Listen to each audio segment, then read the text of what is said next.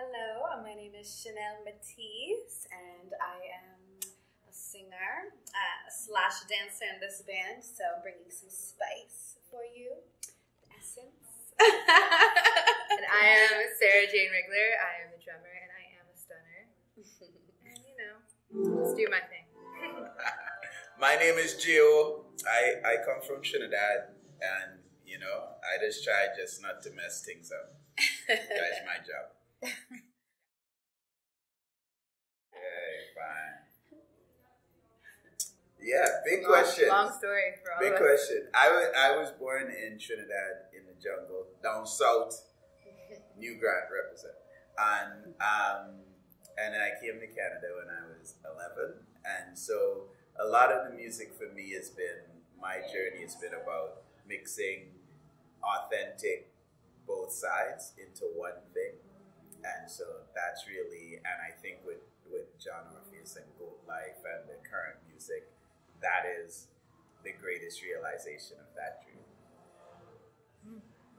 I have a very diverse background. I did a classical degree in percussion in my undergrad, played in a bunch of indie bands, so I moved to Toronto, but studied a little bit of Indian music and Brazilian music. My biggest love has been by far West African music, so I've been playing West African percussion for about 10 years now. Went to school at University of Ghana, and that's really what influences my contribution to this project. So I bring a lot of these different rhythms from Guinea and Mali and Ghana and Senegal and everything in between. And most recently, I've been really getting into the popular music, the house music from Southern and Eastern Africa. So that's really what's fueling my creative fire lately and what helps me figure out what I want to contribute to this project. Yeah.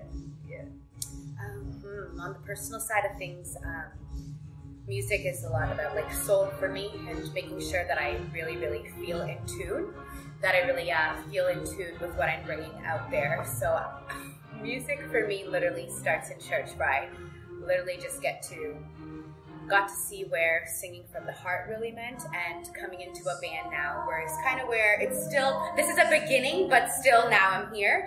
I just moved to Toronto too, right? But just actually feeling out the music and how much that, your presence and actually being in with what you're actually giving to the audience, to whoever it is really important. And that is basically what drives the music for us, is that, we actually create a feel and a home and a feel good, this is us raw, kind of feeling. And that's kind of where it starts. And then from there, a real big journey, I guess, to here and seeing where else that takes me to in my own personal music world.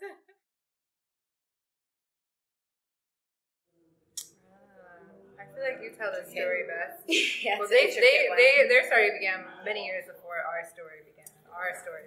Yeah, the whole thing on a band vibe is Chanel and I met in, I think, 2010,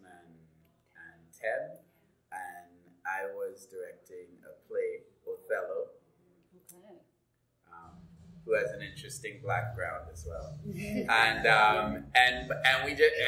But we were flipped the genders so that all the male roles in Othello were women, and vice versa. And Chanel was Othello. Yeah. She came in her black boots, all powerful. And I just like the energy and the way and the fact that she was such a powerful, black woman. And that's how we started. Yeah. And since then we've done movies and different things at different times. So a lot of stuff. And me and Sarah met. It was funny. At the Cameron House, she was playing in an alt-country band. That's how versatile she is. And I was there listening because I love that stuff. And so I would always wander past the Cameron House and I'd hear what's going on. So I go in to get a beer and I hear the drummer play and I couldn't see the stage. So I backed up and then it was her. And then I was like, yo, this girl look dope, man. And she sound dope. I gotta meet her. And so we came off and she started talking about Ghana and hip-hop and all these different music. And I was just like, wow, we gotta start a band. So within 2 minutes, we were like, We started a band, and then the funny part is that we spent 6 months just talking about how great our band was, but not playing any music. It was just like, yo, we dope, yeah, we dope. My life is dope and I do dope shit. Yeah, we had the dopest band ever without any music, and then eventually we got around to that, and that's how this came about. And then when we were talking about the presentation, it used to be like 7 people. Yeah. Like horns and backups, and then we brought it down to just us two, and then we were like, oh, we should have some dancers and singers, and so I called Chanel because I mean that's what I do. We need some power and some spice, as she likes to say. Spice. It's so good. So she's like, here we are. Bring the spice. And you know.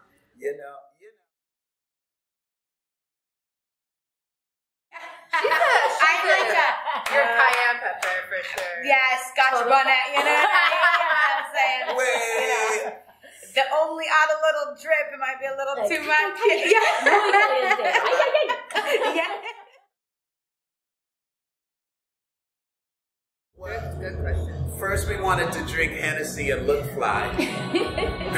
No, I'm kidding. That is true, but I mean, from the beginning, in that period where we were talking about, oh, we want to make a band, this is our band, we were talking about ideas about Pan-Africanism and intersectional feminism, which were important to us, and we were like, we've got to represent for people who don't usually get represented for, like people of color, queer folks, like we wanted it to be about that, which really appealed to me because as a person of color in Canada, and I'm used to being an outsider, and the idea of creating something that outsiders could feel included in was a big part from the beginning. But in terms of the message and how it's evolved, I mean, the first mixtape was called Gold Chain Hennessy, so we did want to wear gold chains and drink Hennessy. But you know, especially with the events we do, like Speak Your Truth and House Orpheus and Afro House, it's all about those ideals, and it's all about safe places for those people. And so, in the message and the music itself, I mean, it's not overtly political, really.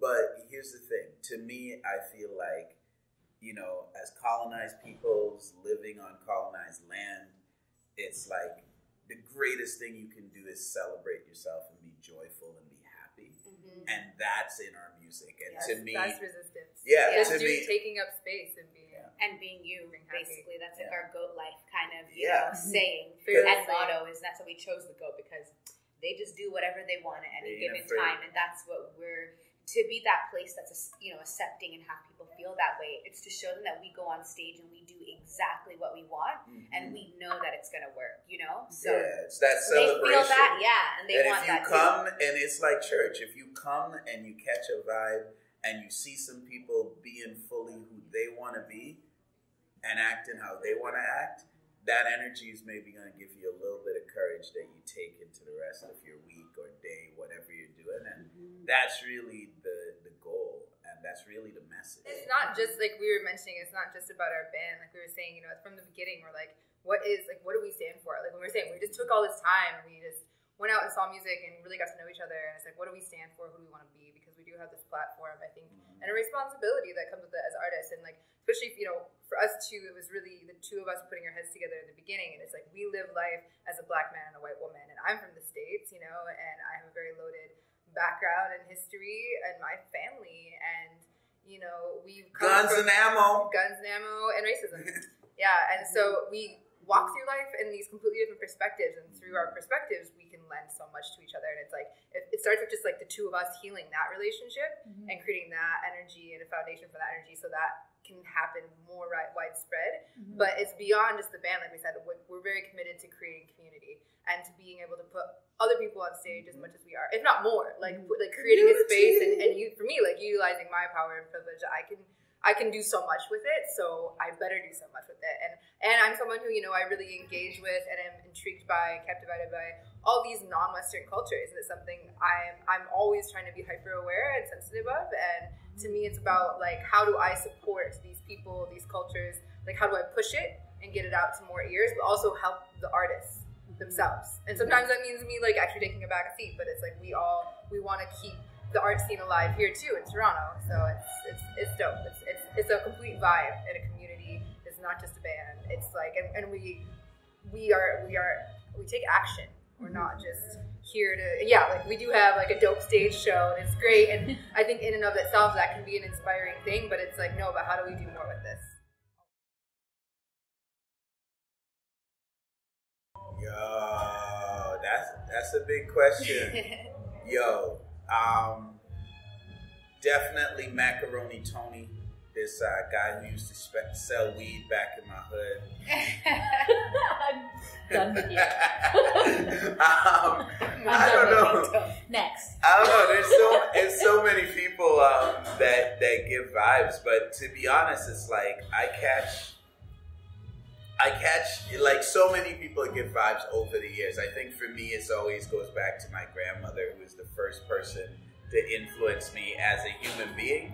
And I feel like without that, I wouldn't be doing what I'm doing and be who I am. So I respect that. And I think she would understand it because she loved her Bible and she loved her church and she loved her preaching and she loved her community. And she was a really generous woman. Like, she would just give literally. If somebody, hey, Miss Exley, you have a cup of flour for me? And if she had 2 cups of flour, she would give you 1. That's how she was, to her own detriment. And I feel like there is a generosity of spirit that is at the core of this band. And people come to our events and they're like, I don't know why, I just feel such a good vibe. I don't know why. I don't know why either, but I think it has something to do with the fact that we are accepting of all people, and we're not judgmental of people, and we generously give of ourselves because we want to see people succeed, and like Sarah was saying, and I feel like that generosity, from me anyway, comes directly from her. So I think she would see that and she would be like, yes, carry on, thou good and faithful servant. Love I think too, we're really influenced by people who are fearlessly themselves and really express themselves. We really like David Bowie a lot. People who just, in Prince is a really big influence of us. So people who just like, we're fearlessly their weird alien selves and constantly evolving and bringing so much creativity. So I think that's a big influence. I love weirdos. And we all love weirdos. And lately, my really big influences, there's so many dope women in South Africa right now. There's this genre called Gom, which is like Gom. I'm so poorly doing the clicks, but it's such a dope new genre, and it's out of the townships in Durban. And there's women like Shoma Josie and Busiswa and like Babes Wodumo, and the women are really leading this movement. And especially this woman Shoma Josie, she like will incorporate the traditional dances and outfits, and she sings in like the local languages, and especially in a place like South Africa, like that's a huge political statement. And she always features like queer men, and they are the most creative and amazing, bold styles I've ever seen in my life. And so I am so inspired by them. Every video, every photo they post on Instagram, I'm just like it's so original, but it's so bold and political. It's like, I'm taking up space, I'm being me, like F everybody, I don't care. And so I love that energy and that attitude, and I really I'm working on bringing those people to Toronto, and I play their music all the time here. I'm really trying to establish a scene for this genre, and so I would hope if they heard our stuff, they would appreciate that we are also honoring our unique selves, and we're political, and we're bold, and we're just trying to be out there doing what we're doing. So we're not afraid. We're not afraid. Sound boy, listen. No afraid. No fear. Yeah, exactly. Yeah. There's a lot of influences for me, but one, I'm just gonna say, like my mom, she just influences me to just honestly keep on striving towards my goals, and to always make sure that I'm just being the most authentic to myself and delivering what I believe in as well, like personally, on a me thing. It's like I'm here in this band, but because I actually feel like there's a movement, there's a feeling of love, and when we're on stage, I feel the love. I feel what we're actually giving out to the audience, and if I didn't feel that, I wouldn't be here. I just wouldn't be in a band that I, I just wouldn't waste my time. So my mom has taught me that too, that my time is very, very valuable. And I mean, on the other side of things, I could be like, oh my gosh, I love Beyonce, because Beyonce's, she was at my age, like, that's because what I'm turning 25 tonight at midnight. Growing up, she was there, in the sense of like, I just saw her power through everything. I don't care if people use her name as what, like, Beyonce has powered through everything, no matter what. She has always been that star that would never let anything hold her back, no matter what. So it was just kind of nice seeing, like, okay, like, she's improved her singing, her dance moves even. Like, she went from one place to this. Like, she's done a lot of work, and I like how she just stays, not too in the paparazzi, but she does her thing, and I like that, She's in the light for the right reasons, not for the wrong reasons, and that's what I want anytime if I'm thinking about fame and all this. It's like, yeah, I want to be in the light because we're making a difference, not for any other, purpose. So I want that Rolls Royce too. Tell them. I feel like she'd be like, girl, I like this. I did this. Keep going. Like, you guys have to stay strong and be you. That's what I did. I stayed being myself and didn't let anybody, change that for me. I didn't let any influences change me unless it was for the better. And I see that you're on that path. And do your own thing, I'm like, oh my gosh, wait, now I'm really thinking of it. I'm like, wow. But yeah, so, just encouragement, really. Oh my God. I feel like I think she'd dig it. Omnipresence, we are everywhere. I am on Facebook, Instagram. You can hit me up there for any personal inquiries. Wow, the DM storm is heating up.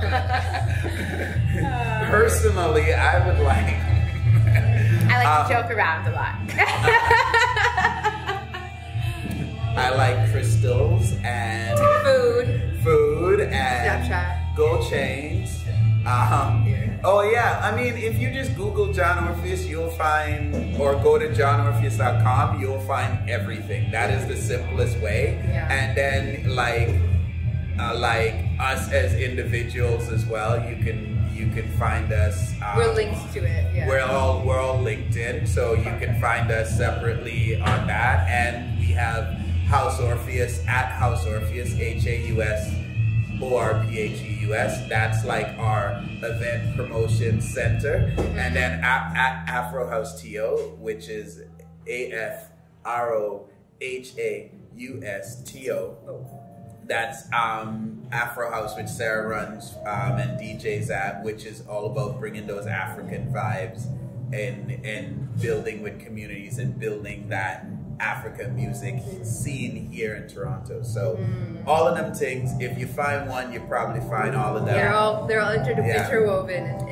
We're about bringing people together. So, if you want to find some people that are like yourself and, wanting to just get out there. And it's really, if you feel, say you're so brave. many, like, great friendships. We've had people, like, find roommates at our, it's a nice vibe. It's a community. It's a community. It's not just like we're kind of instigating and framing it, but really it's more about everyone than it is about us. We're just part of it.